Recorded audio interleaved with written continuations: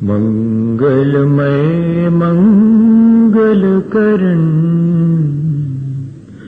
वीतराग विज्ञान नमो ताहि जाते भये अर्हन्तादिमः जो विद्यादि सागर सुधी जो विद्यादि सागर सुधी गुरु हैं हितैषी शुद्धात्म में निरत नित्य हितोपदेशी वे पाप ग्रीष्म ऋतु में जल हैं सयानी पूजूं उन्हें सतत केवल ज्ञान पाने पूजूं उन्हें सतत केवल ज्ञान पाने। बोलिए भगवान महावीर स्वामी की, आचार्य कुंद कुंद स्वामी की, आचार्य गुरुवर विद्यासागर मुनि महाराज की।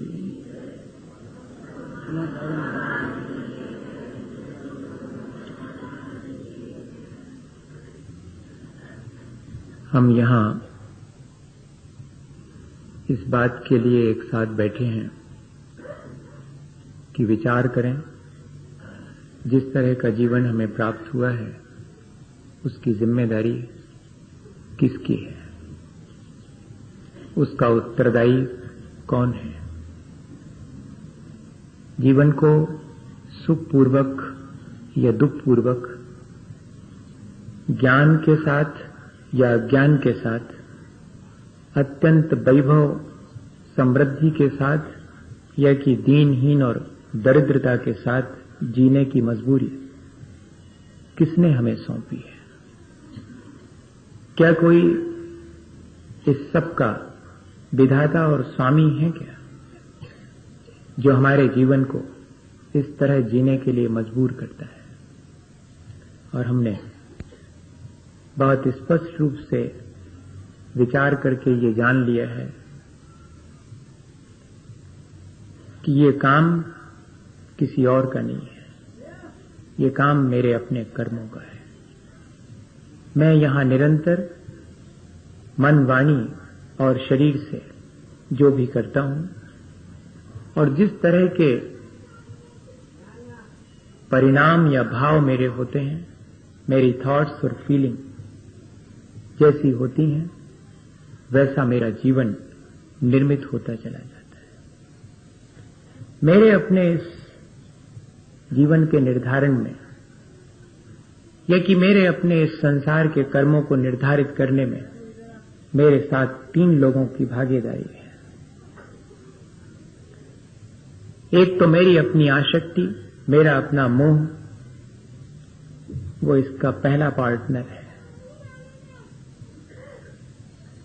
मेरे अपने जीवन को इस तरह से जीने के लिए मजबूर करने वाला पहला भागीदार अगर कोई है तो मेरा अपना मोह, मेरी अपनी आसक्ति है।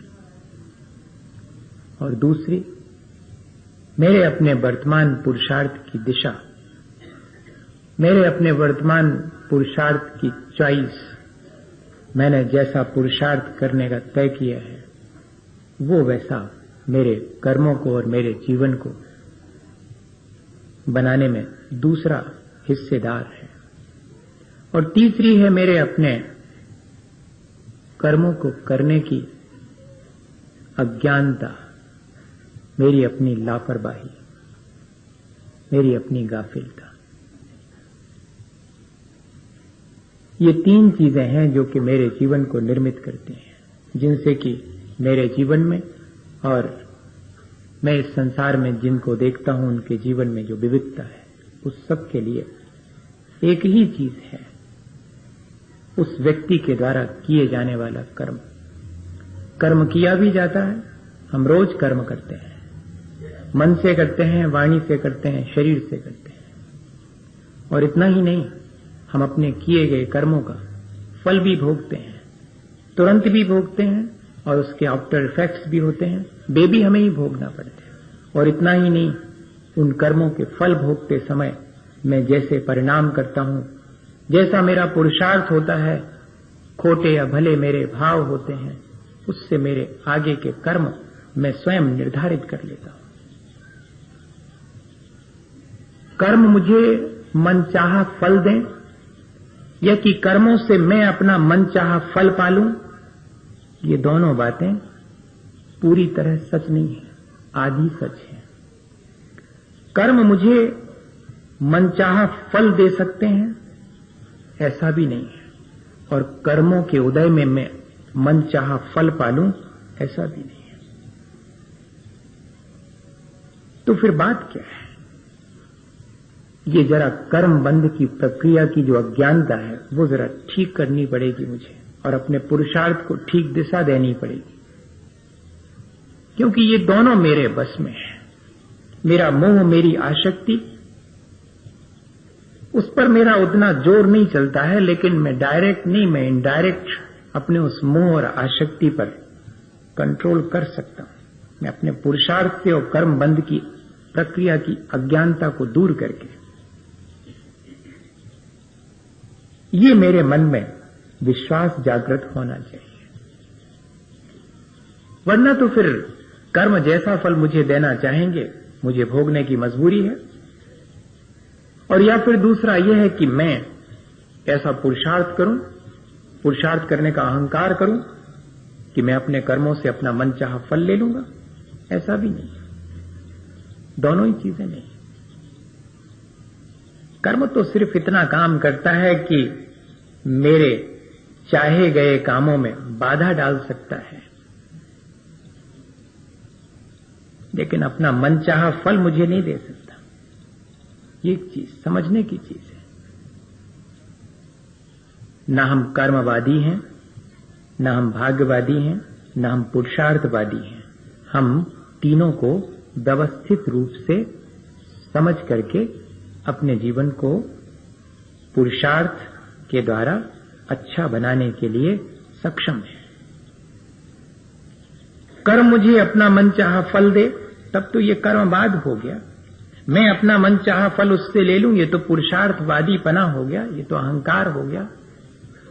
या कि मैं ये मान के बैठ जाऊं कि मेरी नियति, डेस्टिनी, मेरा भाग्य ही ऐसा है, किसी ने मेरे लिए लिख दिया है मेरे माथे पर, ऐसा भी नहीं। मुझे इन तीनों बातों को ठीक समझना पड़ेगा। कर्म तो ठीक ऐसा है कि मेरे सामने थाली परोस के रख दी गई है, लेकिन मुझे क्या खाना है, कितना खाना है, कैसे खाना है, कब खाना और कब नहीं खाना है, ये मेरे पुरुषार्थ पर निर्भर करता है। कर्म मेरे सामने थाली की तरह परोस करके रखी हुई चीज की तरह है, और वो भी किसी और ने मेरे लिए नहीं बांधा है। मैंने अपने कर्म करके अपने आगे के लिए उसे संचित किया है। और कर्म तो ऐसा है जैसे कि मैं घर में चना लेकर के आया हूं, तो मजबूरी नहीं है कि मैं कच्चे ही खाऊं। मैं उन चनों को भून करके खा सकता हूं, उनका सत्तू बना के खा सकता हूं, उनका बेसन बना करके, और उसकी बर्फी भी बना सकता हूं और बूंदी बना सकता हूं। ये मेरा पुरुषार्थ है। कर्म तो मेरे पास चने की तरह आया है। मैंने अपने आंगन में एक पेड़ लगाया है आम का, तो मेरी ये मजबूरी नहीं है कि मुझे उसके जब खट्टे फल आएंगे तभी खाना पड़ेंगे। मैं वेट कर सकता हूं, फल पकने पर, मीठे होने पर खा सकता हूं। अगर मेरे कच्चे खाने का मन है तो उनको तोड़ करके और समय से पहले और उनको पका करके खा सकता हूं। और इतना ही नहीं, मैं उनमें मीठी चीज मिला करके चाशनी में उसको पाक करके खट्टा मीठा करके खा सकता हूं। मैं चाहूं तो उन आमों की कच्ची कैरी को तोड़ करके चटनी बना सकता हूं। कर्म के बारे में भी मेरा यही व्यवहार है। कर्म पर मेरा इतना वश है। कर्म का विधाता मैं हूं, कर्म मेरा विधाता नहीं है। ये बात हमें बहुत स्पष्ट होनी चाहिए। कर्मों को मैंने अपने लिए बांधा है, कर्मों से मैं मजबूर नहीं हूं। लेकिन एक चीज ध्यान में रखें कि ये बात कब तक सच है और कितने प्रतिशत सच है? ये 95% कर्मों पर सच है, 5% पर मेरा बस नहीं है। ये बात ठीक है। और दूसरी चीज, मेरा वश उन कर्मों के फल देने से पहले पहले है, फल देते समय मेरा वश उतना नहीं है। वो बिल्कुल जुदी चीज है, उस पर हम अलग विचार करेंगे। अभी तो जो कर्म जैसे हमने बांध लिए हैं वैसा ही उनका फल भोगने की मजबूरी हमारी है, ऐसा हमें भ्रम हो गया है। ऐसा नहीं है, कर्म अपना फल देंगे, लेकिन जैसे बंधे हैं वैसा ही देंगे, ऐसा नहीं है। मैं उन कर्मों को अपने भीतर जब बांध लेता हूं, मेरे साथ वो संस्कार की तरह जुड़ जाते हैं, तो मैं उन खोटे संस्कारों को तोड़ भी सकता हूं। मैं अपने बांधे गए कर्मों का क्षय भी कर सकता हूं, नष्ट भी कर सकता हूं। वे फल दें उसके पहले उन्हें मैं कन्वर्ट कर सकता हूं, उनका टेस्ट चेंज कर सकता हूं। मैं उनको समय से पहले उनका फल लेने के लिए मजबूर कर सकता हूं। मैं कुछ देर के लिए उनका फल नहीं लेऊंगा, ऐसी व्यवस्था कर सकता हूं। मैं चाहूं तो उनकी स्थिति, उनके ड्यूरेशन और उनकी पोटेंशियलिटी में कमी बेशी कर सकता हूं, जब तक कि वे मेरे भीतर संचित हैं। मैं ये संचित किए हैं, इसलिए मेरा अधिकार है कि उनमें इस तरह की रद्दोबदल मैं कर सकता हूं। ये बहुत बहुत विश्वास की चीज है। ये अपने पुरुषार्थ को जागृत करने की चीज है। दूसरे नंबर का जो भागीदार है, ये ठीक है कि मैंने अज्ञानतावश अपने लिए आसक्ति पैदा करने वाले मोह को संचित कर लिया है। मैंने बांध लिया है अपने साथ उस कर्म को, और वो मेरे उदय में आकर के मुझे गाफिल करता है, मुझे आसक्त करता है। लेकिन इतना ही नहीं है, मेरा अगर पुरुषार्थ जागृत हो जाए और कर्म बंध के प्रति जो अज्ञानता है वो हट जावे, मैं कर्म बंध की प्रक्रिया को ठीक समझ लूं कि बंधने के बाद वे मुझे मन चाह फल दें, ऐसी मजबूरी नहीं है, और बंधने के बाद जैसे बंधे हैं वैसे ही मुझे भोगना पड़ेंगे, ऐसी मेरी मजबूरी नहीं है। मैं उनमें यथासंभव परिवर्तन कर सकता हूं। मैं कर्मों का विधाता हूं, कर्म मेरे विधाता नहीं है। ये बात मुझे बहुत गौर से समझना पड़ेगी। असल में थोड़ा तो कर्मों का फल मिलता है, उसके साथ हमारी पुरुषार्थहीनता उनके फल को और अधिक बढ़ा देती है, उनके रस को डोमिनेट कर देती है। अल्प फल भी देने वाले को हम बहुत बड़ा कर देते हैं। पुण्य उदय जिनके तिनके भी नाही सदा सुख साता। साता कर्म के उदय में भी अगर हमारी स्थिति पुरुषार्थ की कमजोर हो तो हम उसमें भी दुख कमा सकते हैं, और जब दुख देने वाला असाता का उदय आए तब भी हम समता भाव रख करके उससे शांति से गुजर जाने के लिए मजबूर कर सकते हैं। ये मेरी कर्मों के ऊपर ग्रिप है, कर्म की पकड़ में मैं नहीं हूं। ये कॉन्फिडेंस हमारे भीतर जागृत होना चाहिए। देखें, अपन एक उदाहरण से देखें, शायद समझ में आए। क्या हुआ है कि एक व्यक्ति खेती करता था और हर साल कभी इल्ली लग जाती थी, कभी बाढ़ आ जाती थी, कभी पानी नहीं बरसा, कुछ ना कुछ हो जाता था और फसल ठीक ठीक आ ही नहीं पाती थी। रोने का कारण समझ में आता था, दुख का कारण समझ में आता था कि ठीक तो है, इस बार जरा पानी कम गिरा है तो ठीक फसल नहीं आई, इस बार पानी जरा ज्यादा गिर गया है तो फसल सड़ गई है, और इस बार तो जो है वो इल्ली लग गई है तो फसल सारी खराब हो गई है। भाई दुख का कारण है, और सब लोग उसको सहानुभूति देते थे उसके दुख में। लेकिन एक साल ऐसा हुआ कि न इल्ली लगी, न पानी कम गिरा, न ज्यादा गिरा, और फसल खूब अच्छी आई, कुछ भी सामान गड़बड़ नहीं हुआ, कुछ भी नहीं सड़ा। लेकिन उस व्यक्ति को देखा लोगों ने उतना ही दुखी जितना कि पिछले वर्षों में दुखी रहता था। अब तो दुख का कोई कारण नहीं समझ में आ रहा। पुण्य का अच्छा उदय है उसके, और सारा खलिहान भरा पड़ा हुआ है, अनाज अच्छा खासा है। अब उससे पूछा कि दुखी क्यों, इतना बढ़िया अनाज आया है। कहते कि दुख इस बात का है कि कुछ भी खराब क्यों नहीं हुआ, क्योंकि खराब नहीं हुआ तो अब ढोरों को क्या खिलाएं, अपने खाने को तो ठीक है, ढोरों को खाने को नहीं, जानवर के खाने के लिए नहीं, कुछ सड़ जाता तो कम से कम जानवर के खिलाने का काम आता। आप सब कुछ होते हुए भी दुख निकालना चाहें तो ये आपका पुरुषार्थ है, ये आपका कर्म नहीं है। कर्म ने तो आपके लिए सारा सारा इंतजाम कर दिया था, लेकिन आप उसमें से दुख निकालना चाहें तो ये आपको पुरुषार्थ है। और दुख आने पर भी हम उस पर ज्यादा ध्यान ना दें, महत्व ना दें और अपने काम में लगे रहें, तो भी कर्म अपना मनचाहा फल हमें नहीं दे सकता। फल तो देगा लेकिन अपना मनचाहा फल नहीं दे सकता।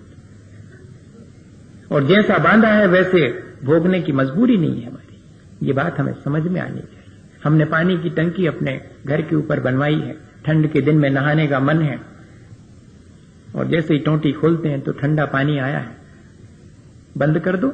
मजबूरी नहीं है कि ठंडा पानी सिर पे गिरने दिया जाए, बंद कर दो। और इतना ही नहीं, थोड़ा वेट करो, धूप निकलेगी, पानी गर्म हो जाएगा, या फिर कॉइल चालू करो, पानी गर्म हो जाएगा। जब तक टंकी में है और नल की टोंटी से नहीं आया है, तब तक जो परिवर्तन करना हो वो हम कर सकते हैं, हमारे मन के अनुकूल हम उसको जिस तरह का चाहें उस तरह का। और टोंटी में से अगर आना भी शुरू हो जाए तब भी वो धार निकलने से पहले हम एक सिस्टम उसमें लगा सकते हैं पानी गर्म करने का। एक क्षण पहले तक कर्म अपना फल दे, उसके पहले तक मेरा वश है। इस तुबुक संक्रमण कहलाता है। उदय में आने के एक समय पहले मैं उसका इंतजाम कर सकता हूं और उसके रस को बदल सकता हूं, उसके स्वाद को चेंज करके उसका फल ले सकता हूं। इतना मेरा वश है कर्म पर। ये बात मेरे समझ में आनी चाहिए। कर्म बंद की प्रक्रिया समझना इसलिए अनिवार्य है कि मेरी अज्ञानता की वजह से मेरी पुरुषार्थहीनता बढ़ती है, और पुरुषार्थहीनता की वजह से मेरा मोह मेरे ऊपर हावी हो जाता है, और फिर मेरे हाथ में कुछ नहीं रहता, मैं परवश हो जाता हूं। मोह मुझे परवश करे कब? जबकि मैं पुरुषार्थहीन हूं और अपनी अज्ञानता को बढ़ाऊं। नहीं, मैं अपनी अज्ञानता को घटाऊंगा, पुरुषार्थ को बढ़ाऊंगा। देखें वो मोह और आसक्ति मेरा क्या बिगाड़ कर सकती है। क्योंकि इसी संसार में रह करके तीर्थंकरों ने भी प्राणी मात्र के कल्याण का उपाय बताया और स्वयं अपना कल्याण किया है, अपने पुरुषार्थ से किया। अज्ञानता से कर्म बांधे हैं तो मजबूरी नहीं है कि अज्ञानतावश उनको भोग ही जाए, मैं ज्ञान पूर्वक भोग सकता हूं। हाँ, बस इतना ही है। मैंने अगर धोखे से किसी बुरे आदमी को इनवाइट कर लिया है तो कोई जरूरी नहीं है कि मैं उसको घर में पनाह देऊं, मैं हाथ जोड़ लूं या कि इंतजाम कर दूं, ऐसा कर दूं जिससे दूसरी बार आए तक नहीं। इतना इंतजाम जैसे हम अपने संसार के कामों का कर लेते हैं, वैसा ही हम अपने कर्मों पर भी कर सकते हैं। तो कर्मों पर मेरा वश है क्योंकि वो मैंने बांधे हैं। Creation is not more than creator. कोई भी कलाकृति किसी कलाकार से बड़ी नहीं होती। कर्म मेरी कृति है, कर्म मेरा स्वामी नहीं है, वो मेरे बनाए गए हैं, मेरे हाथ का मैल है वो कर्म।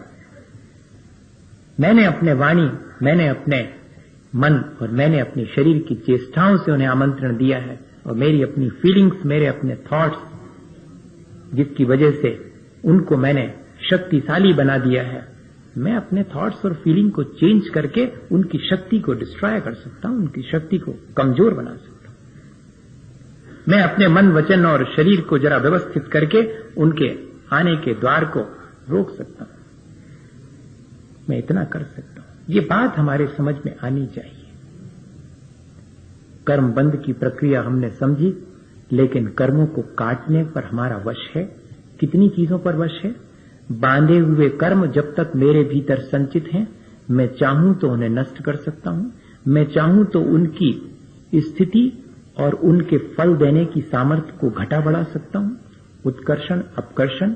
मैं चाहूं तो उनका स्वाद बदल सकता हूं, संक्रमित कर सकता हूं। मैं चाहूं तो उन्हें समय से पहले लाकर के नष्ट कर सकता हूं, उदीर्णा करवा सकता हूं। मैं चाहूं तो उन्हें थोड़ी देर के लिए आने से रोक सकता हूं, मैं उनका उपशम करा सकता हूं। ये सारी चीजें मेरे अपने हाथ में है। बस इतनी ही मजबूरी है मेरी कि मेरे अपने परिणामों की कमजोरी से, मेरी अपनी अज्ञानता से कुछ कर्मों को मैं ऐसा बांध लेता हूं जिन पर मेरा वश नहीं चलता है, जिनको कि जैसा बांधा है वैसा ही मुझे भोगना पड़ता है। वो सिर्फ 5% है और उनका इंतजाम भी है। उनका इंतजाम सिर्फ है, ये है कि जिन बिंब दंशने न निधत्ती निकाचित कम पैडी खै जादो। ऐसे कर्म जिनको कि बांधते समय हमारे परिणामों की अज्ञानता और तीव्रता से हम अब बाद में उनमें कोई रद्दो बदल नहीं कर सकते, जैसा फल वे देंगे वैसा भोगना पड़ेगा। ऐसे कर्मों को भी जिनेंद्र भगवान के बिंब के दर्शन करने मात्र से हम नष्ट कर सकते। ये हमारे ऊपर, हमारे पास इसका भी उपाय है। जिन बिंब दर्शने न, साक्षात जिनेंद्र भगवान के समो शरण में बैठे भगवान के दर्शन से नहीं, उनकी अनुकृति से, उनके इमेज से, उनके बिंब से। तो इस तरह हम देखें तो कर्मों को काटना हमारे हाथ में, बांधना हमारे हाथ में है, तो उनको काटना भी हमारे हाथ में। हम मजबूर नहीं हैं। एक बहुत बड़ा कलाकार था, जंजीरें बनाता था, और उसकी जंजीर पर वो अपनी आखिरी में एक सील लगा देता था कि ये जंजीर, ये मार्का है, इस जंजीर को कोई तोड़ नहीं सकता। और वाकई में दूर दूर तक इस बात की प्रसिद्धि थी कि उसकी बनाई जंजीर कोई नहीं तोड़ सकता। और उसके भीतर भी ये भाव बैठ गया, बहुत गहरे बैठ गया कि मेरी बनाई जंजीर कोई नहीं तोड़ सकता। और एक दिन ऐसा हुआ कि किसी अपराध में उस कलाकार को कैद कर लिया गया और जंजीर पहना दी गई। और जब उसे जंजीरें पहनाई जा रही थी तो उसको कोई भय नहीं था, बहुत खुश था, क्योंकि जितनी प्रसिद्धि उसकी बनाई हुई जंजीर की थी, उतनी ही प्रसिद्धि उसकी इस बात की भी थी कि कोई भी जंजीर ऐसी नहीं है दुनिया की जिसे वो तोड़ ना सके। बस उसकी बनाई हुई जंजीर को कोई नहीं तोड़ सकता, लेकिन दुनिया में किसी की बनाई हुई जंजीर को वो तो आसानी से तोड़ सकता। ये प्रसिद्धि थी। इसलिए वो बहुत मुस्कुरा रहा था जंजीरें बांधते समय कि एक झटका देना है, क्योंकि आज तक कोई जंजीर नहीं बनी जो कि मैं न तोड़ सकूं। ये उसको विश्वास था। लेकिन मेरी बनाई हुई जंजीर कोई नहीं तोड़ सकता, ये भी था उसको।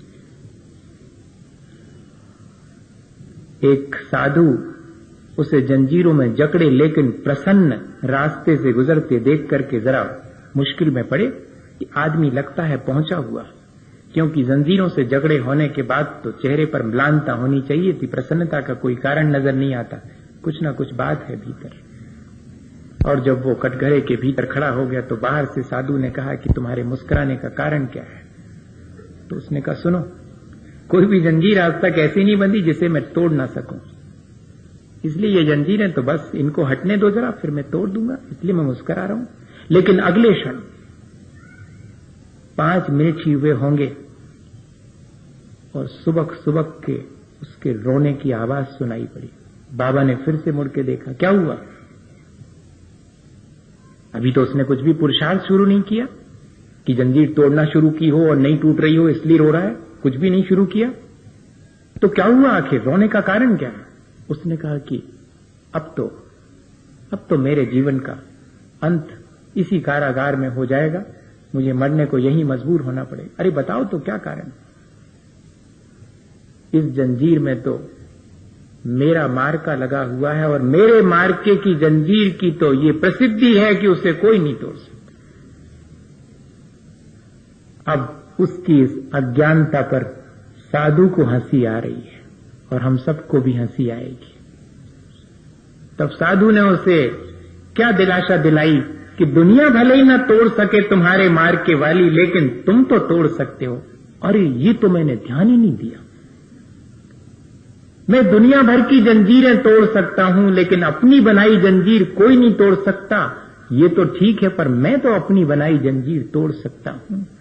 मैं अपने बांधे कर्मों को, मैं किसी और के, अपने परिचितों के, अपने बहुत प्यारी मां के भी बांधे गए कर्मों को नहीं काट सकता।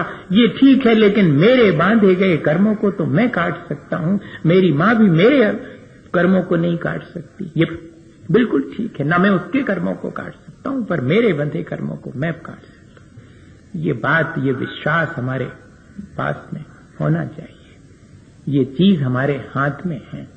तो भैया आज अपन ने एक बहुत बड़ी बात सीख ली। कर्म हम बांधते हैं, उसमें जितनों की भागीदारी है उसमें से 2 पर मेरा वश है, और वो दोनों अगर मैं जागृत कर लूं, अपने पुरुषार्थ को जागृत कर लूं और कर्म बंध की प्रक्रिया को ठीक ठीक जान लूं, बांधना है उनको कब कैसे नष्ट कर देना है, ये पुरुषार्थ मेरे भीतर जागृत हो जाए, ये मेरे हाथ में है। मेरे जीवन का निर्माण मेरे हाथ में है। मेरे जीवन का निर्माता मैं स्वयं हूं, उत्तरदायी मैं स्वयं हूं। अपने जीवन को जितना मैं पतित करता हूं उसका उत्तरदायित्व भी मेरा है, और जितना मैं ऊंचा उठाता हूं उसकी जिम्मेदारी भी मेरी है। ठीक है, मेरा अतीत खराब हो सकता है, लेकिन ऐसा कोई जरूरी नहीं है कि जिसका अतीत खराब हो उसका भविष्य भी खराब होगा। किसी ने लिखी हैं 2 लाइनें कि शानदार था भूत, भविष्य भी है महान, लेकिन कोई अगर संभाले उसे जो है वर्तमान। अगर हम वर्तमान को संभाल लें तो हमारा अतीत और हमारा भविष्य हमारे हाथ में, उसके निर्माता हम स्वयं हैं। और एक छोटी सी घटना सुनाऊं, और आज अपन इस प्रक्रिया पर आराम से घर जाकर के विचार करेंगे, और बहुत सारे प्रश्न मन में उठेंगे जिनका समाधान अपन खोजेंगे कि क्या सचमुच ऐसा है। इतनी बातें सुनने के बाद मन में एक कसमसाहट जरूर लगेगी, क्या ऐसा कर सकता हूं? मैं तो अभी तक यही सोचता था कि मैंने जो पहले बांधा है वो भोगने की मजबूरी है, और मैं तो पूरे जीवन यही देखता आ रहा हूं, पूरा जीवन मेरा गुजर गया। मैंने जब जब भी जहां हाथ डाला मुझे लाभ होना था तो लाभ हुआ, जहां हाथ डाला हानि होना थी हानि हुई। मैं कोई क्या कर सका? मैं तो अत्यंत मजबूर, किसी के हाथ की कठपुतली की तरह मैं अपना जीवन जी रहा हूं। मैंने तो आज तक यही सोचा था, आज ये कौन सी बात कह रहे हैं? विचार करना, मेरी बात को सहसा मान मत लेना। ऐसे तो हम बहुत सारी बातों को मानते आए हैं, किस किस की मानेंगे?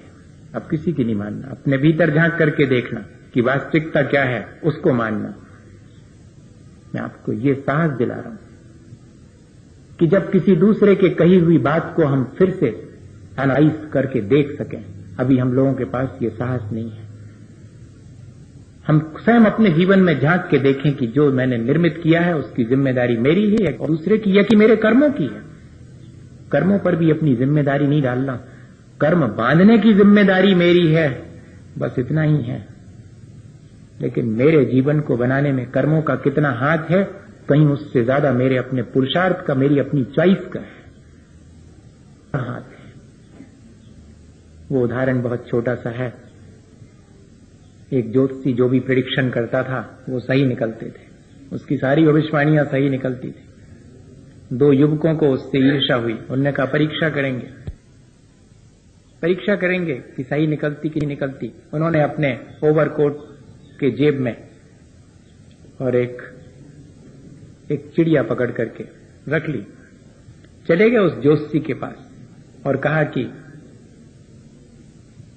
मैं आपसे ये नहीं पूछना चाह रहा हूं कि मेरे ओवरकोट के जेब में क्या चीज है, ये तो हम ही बताए देते हैं कि एक चिड़िया है, लेकिन हम सिर्फ ये पूछना चाहते हैं कि आपके ज्योतिष में कितनी दम है, मुझे बताओ कि मरी है कि जिंदा है। तो मालूम उसने क्या जवाब दिया था? It is in your hand. चिड़िया तुम्हारे हाथ में है और चिड़िया का मरना और जीना भी तुम्हारे हाथ में। It is in your hand. ये एक प्रतीक है इस बात का। क्यों? क्योंकि वो तो ये सोच के गए थे कि जैसे ही ये कहेंगे कि मरी हुई है तो हम फौरन छोड़ दें कि जिंदा है, और ये कहेंगे कि जिंदा है तो दबाने में कितनी देर लगनी है। तो उसने भी यही जवाब दे दिया कि it is in your hand. चिड़िया का मरना और जिंदा होना वो तुम्हारे अपने हाथ में है। ये इस बात का प्रतीक है कि बहुत सारी चीजें हैं जो हमारे हाथ में, लेकिन ऐसा अहंकार मत करना। हां, मेरा पुरुषार्थ मुझे अहंकार करने की प्रेरणा नहीं देता। मेरा पुरुषार्थ मुझे ठीक ठीक बात को समझ करके और मुस्कुरा करके प्रसन्नता पूर्वक उन चीजों को जिनको मैं नहीं चाहता उनको हटाऊं, और जिन चीजों को अपने जीवन में चाहता हूं उनको लाऊं। सिर्फ इतनी ही सलाह देता है। आने पर अहंकार करना और नहीं मिलने पर संक्लेश करना, ये तो और अधिक कर्म की प्रक्रिया को बढ़ाने का इंतजाम है। बहुत सावधानी की आवश्यकता है। हम समझें और इस प्रक्रिया को समझ करके और अपने जीवन को दिशा दें और अपने जीवन को अच्छा बनाएं। इस प्रक्रिया का उद्देश्य सिर्फ इतना ही है, कोई अपनी विद्वत्ता बढ़ाने का या कि कोई अपने बहुत अधिक होशियार होने का नहीं है।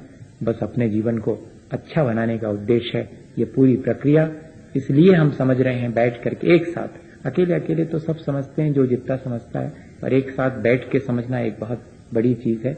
और हम एक दूसरे से समझें, एक दूसरे के जीवन में भी देखें कि क्या वास्तव में ऐसा ही है, और फिर हम उस प्रक्रिया में क्या परिवर्तन करके अपने जीवन को अच्छा बना सकते हैं, ऐसा विचार करें इसी भावना के साथ। बोलिए आचार्य गुरुवर विद्यासागर मुनि महाराज से गुरुवर शाश्वत सुख दर्शक यह नग्न स्वरूप तुम राहे